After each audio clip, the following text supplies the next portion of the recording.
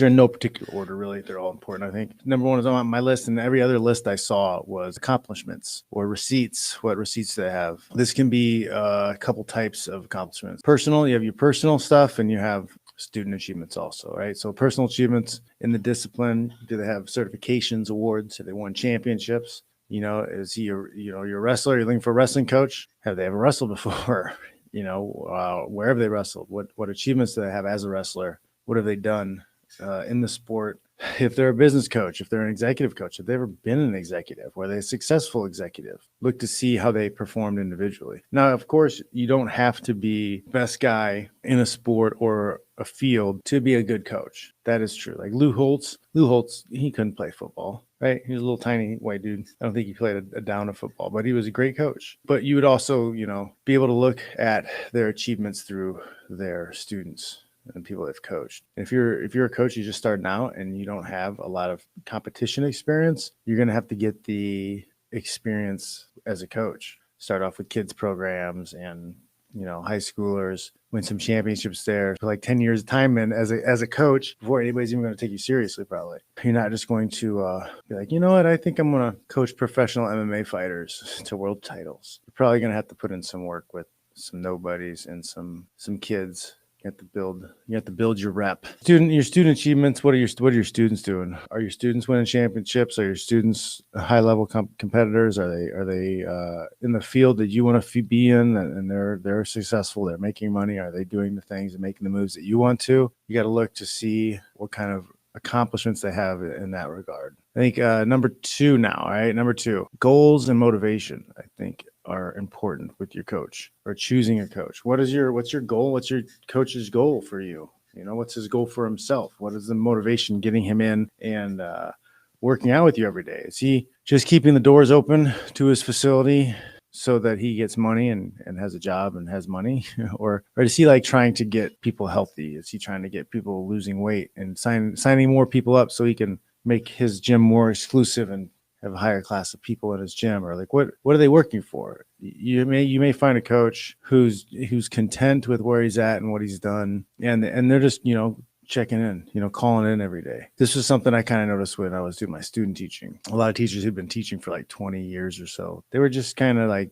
going through the motion of old lessons they'd already been through, and there's no heart and soul in the lesson or what they're teaching. I wouldn't want a teacher like that. Like, you're not going to get anything from a teacher like that. If they're not excited about what they're doing, that's not going to get you anywhere. If they don't have the motivation to be the best teacher or to be leveling up themselves, if they're not trying to win awards as the best coach or the best gym or the best teacher, they don't care about the reputation, that's a big red flag. Next, this is a big one. Number 3, I think accessibility. How much access do you have to this person? How often can you talk to him? How often can you work with him? When I first moved to California, I was coming out here because I was trying to work with Frank Shamrock. And when I got out here, he wasn't around ever.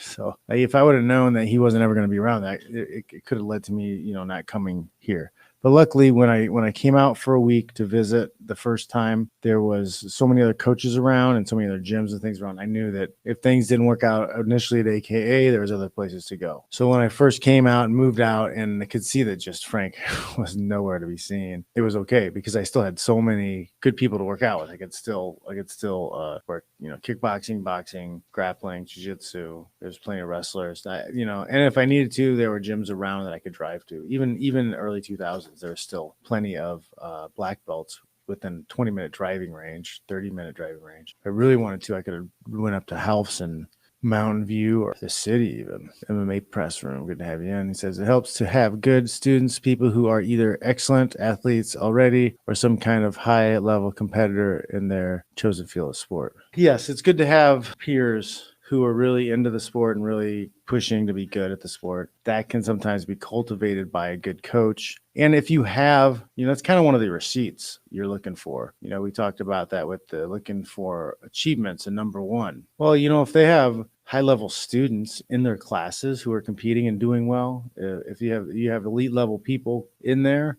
that should be a little bit of a sign that that coach is fairly legitimate on some level. Like he at least has those guys, that those guys just wandering off the street, at their level, or do you build them up?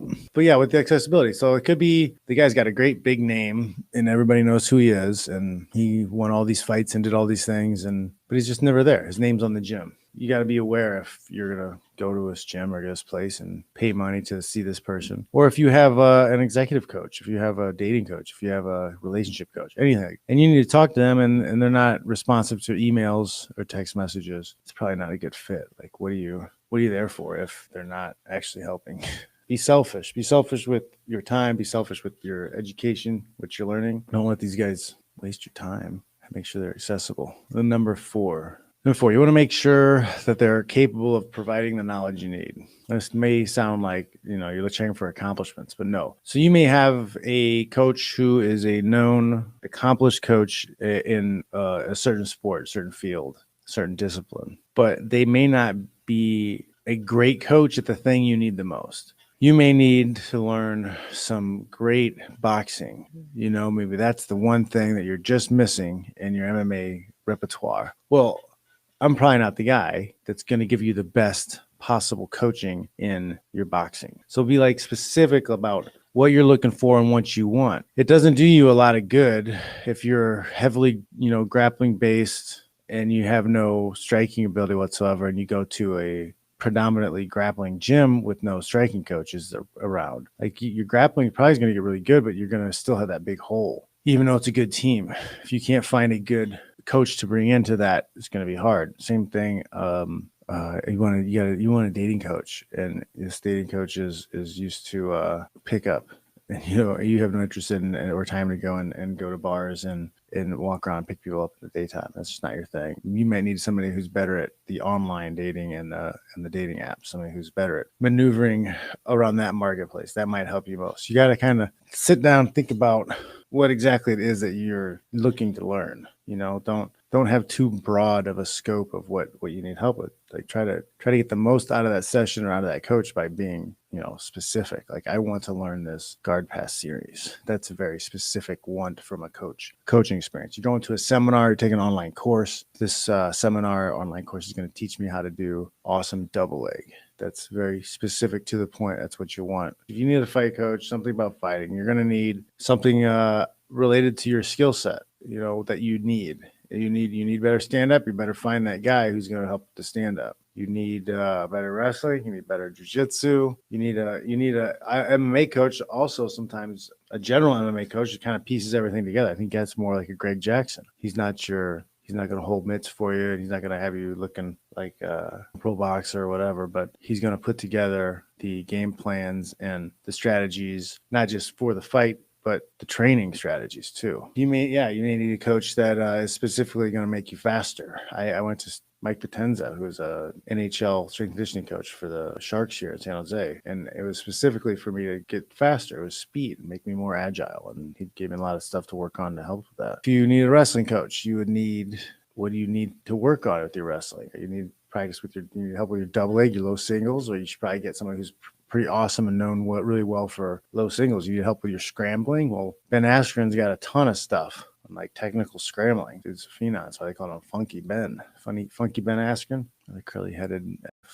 If you are looking for a business coach, you're probably going to want somebody who is successful at business or is successful in the type of business you're trying to do. If you're setting up some kind of storefront fashion business, you don't want a business guy who's specializes in dropship. You probably want to get that exactly to what you're trying to be successful at. If you're looking for a dating coach, your dating coach should be somebody who dates people who you would want to date. Does that make sense? The type of women, type of girls you'd want to date. There's a lot of guys who go to other countries and they're probably dating prostitutes and telling you that they're really dating people. If they're not dating people in the pool of people that you're dating around and you'd like to date, it's probably not somebody you'd want to listen to. Trust coaches who never fought. they need to have some type of experience. It's hard to trust somebody fully who's just not had any experience in it. They can give you their best opinion on things. It doesn't have to be a high level of fighting, but there should be something. You felt competition on some level. You didn't have to be a winner. You went through it on some level. It happened. Even if you're an older guy, like you should try to compete sometimes in the masters and older divisions and grappling tournaments and stuff. From my perspective, most high-level coaches have competed, even if they haven't fought, they've competed on a high level, usually.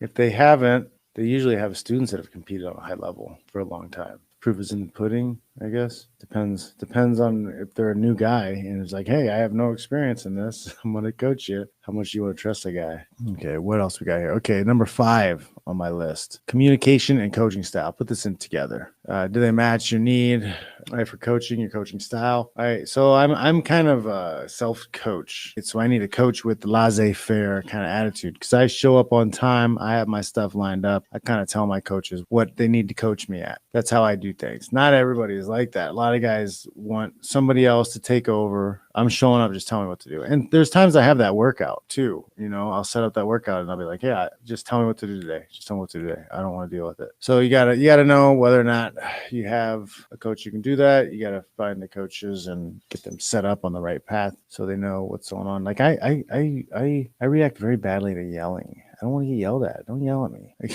I'm an adult. This is a conversation I had with coach in high school. I pulled a coach to the side. I was like, Coach, I don't react well to yelling. Could you not yell at me? It's like, I understand what you're saying. I will do what you say. I'll get motivated. I'll get fired up. But please don't yell at me. And we had a good relationship from that. He yelled at everybody else. And then he would look at me like, you know what to do. And I'd say, yes, I do. I'd get it done, And then after a while, he's yelling. He's telling me what to yell at the other people because I was good at yelling too. All right, let's go. Communication, coaching style, right? Are they able to push you in the way you need to? And this one is probably one of the more important ones, I think, right? References. It's another form of receipts. Do they have current or former students that have testimonials? Do other reviews? Can you talk to somebody who is working with them currently? Are there people you can see that have worked with them and they're still in good relations with? On top of that, then you might want to look for current or former bosses, colleagues, partners, see if they still have any of those. Anybody who's knows their shit like business, whatever, is probably going to have good connections with their old boss or their old colleagues.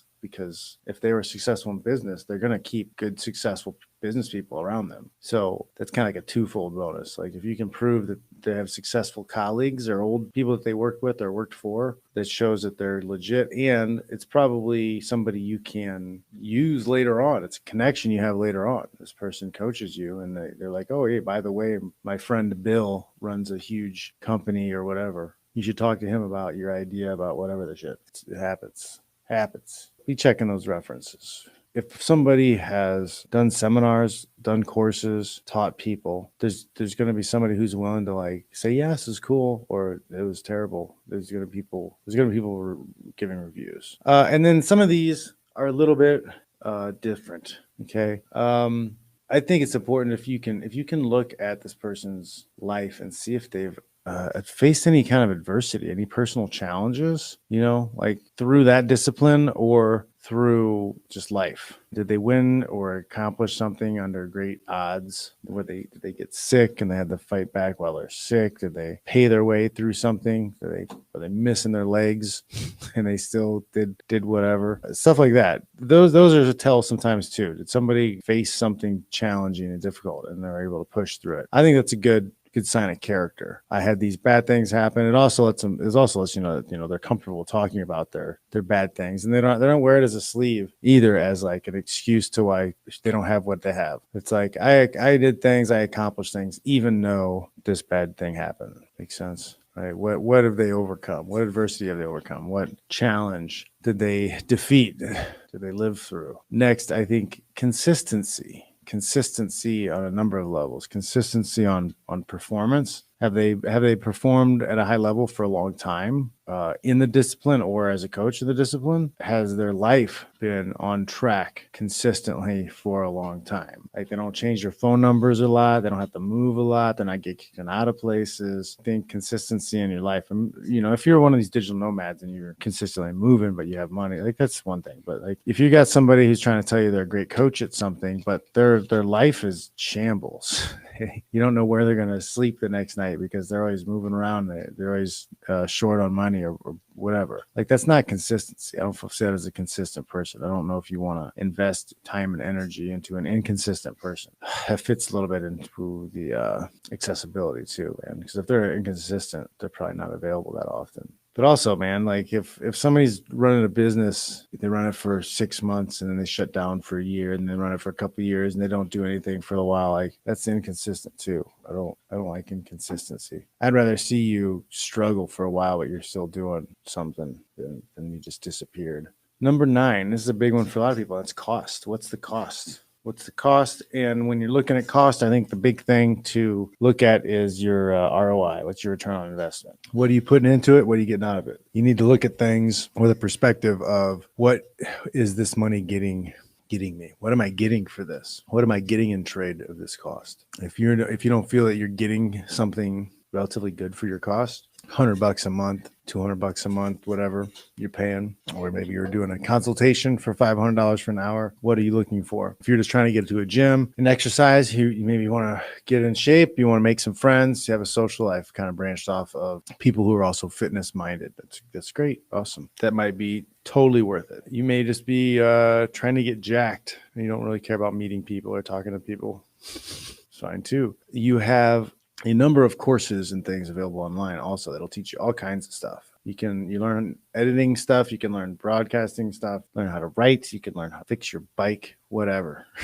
All kinds of courses are everywhere online right now. It might be worth it to you to take a course on something and even get an online certification from this course, because you can turn that education into a profit, something you're making money off of. So you spend $500 on a course, but now after the course, you're able to produce something that you sell. You can sell your time or your effort or something you made, and you make that money back quickly. It's kind of a worthwhile cost if that's what you're going to do. It could just be that you want to have fun and you're having a good time, and working out with people is a good way to have fun at a good time. What do you know? Are you surprised? But yeah, so check your cost, and you may need to slowly level up. When I first moved out here to California, we had to clean the gym. We had to take care of things in trade for working out at the gym because we weren't making any money. We weren't making any money fighting right away. And if you're making under $1,000 a fight, Hob wasn't even interested in you paying him. If you weren't making, more than $1,000, what's the point? We cleaned, we had to take care of things. So we had to put time, effort in trade. And then at one point he required us to teach a little bit too. We'd get paid for the teaching, but he wanted us to put time in as teachers. But that was worth the cost, right? That cost was worth, the unlimited access to the gym and instructors and teachers and people to work with. So it was easy to sacrifice that. Okay, so my big number 10. Okay, it's a big one. This is the big picture. Big picture look at your coach. Does that coach and his life, does it look anything like something you want yours to look like at all? Even if it's just one aspect, it's just in the business aspect, just in how they handle certain things type of aspect, whatever. Their jiu-jitsu aspect. What part of their life do you want to look like yours? Like seriously, if you do everything this coach says and the best you can do is what he's done or even what his students have done, maybe you want to look at his students and see what they've done and where they've gone. Do you want that life? Do you want that to be done for you too? That's a big one. I think you need to look at that. What prize do you win for doing everything right? Where are you headed? What's the big gift?